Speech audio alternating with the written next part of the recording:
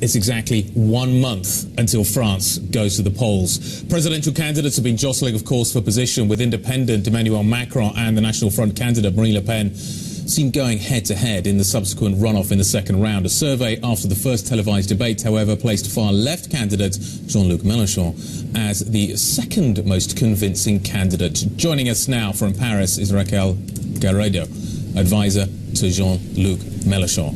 Good morning. Thank you very much indeed for taking the time to be with us today here on Bloomberg.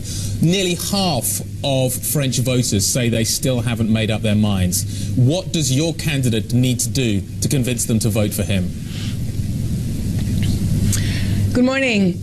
Yes, clearly France has a problem of a low-intensity democracy. One out of two Frenchmen does not vote at every election, and that low turnout is actually the characteristic of the current politics in France. So what we're doing with Jean-Luc Mélenchon is addressing people and saying, it's fine if you don't trust politicians. We're not calling upon your trust. We're calling upon your will to reorganize our institutions, or our actual constitution. And our main proposal is to have this constituent assembly to build what we call the Sixth Republic, is the next constitution, and where you will have more citizen control over elected officials, including processes like recalls that exist in other countries, but not in France.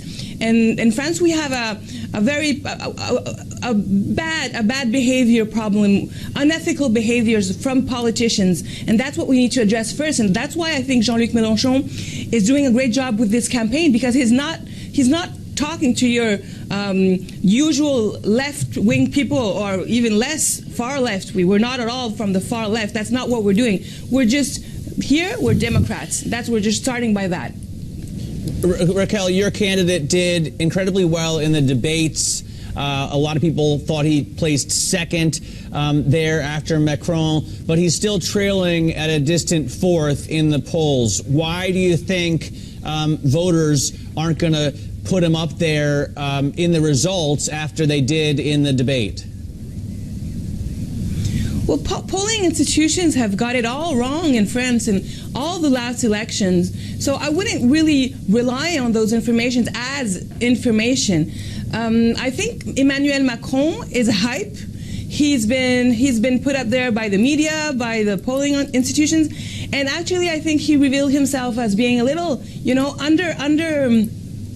underwaged when not underwaged, I mean too young, a little too fresh, in this debate. Whereas Jean-Luc Mélenchon, he's the eldest candidate. He's 65 years old. His political career, is not to be built, is already behind him.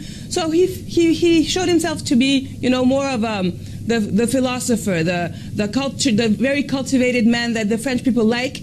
And that's one of the solutions to the current situation. The terror attacks, violence, intercommunity hatred, and I think that anxiety calls for peace. And the French people are wanting that, what we call la fraternité, fraternity, that empathy among ourselves to build something new. Right. And Jean-Luc Mélenchon is proposing that, so that not he, holds all power, but gives it to the people so that they use it as they wish.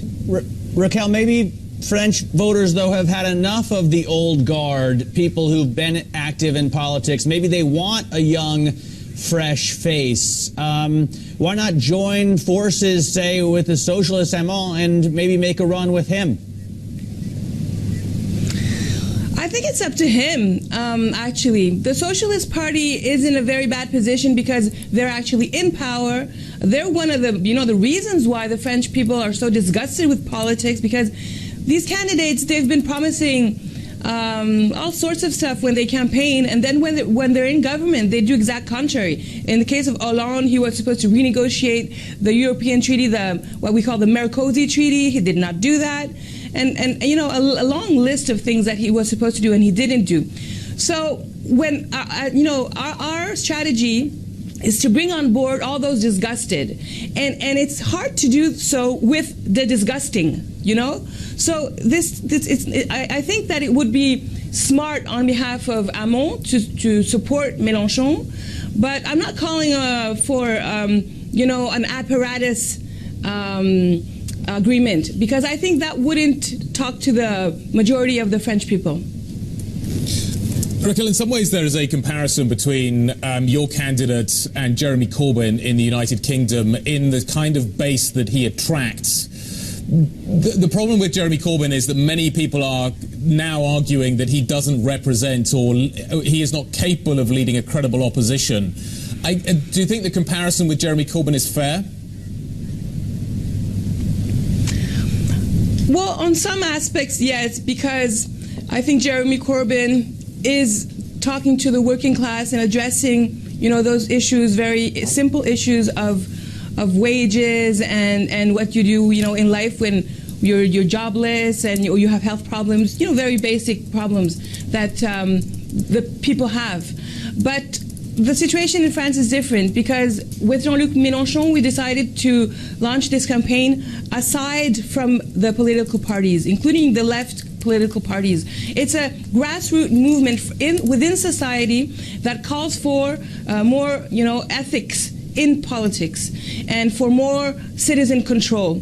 And that, that signifies a little distance with those very, very well rooted parties from the current political system, including the Socialist Party, which is not what Corbyn is doing, because he's within the Labour Party. All right, Raquel, thanks so much for joining us. Raquel Garrido, their advisor to French presidential candidate Jean-Luc Mélenchon.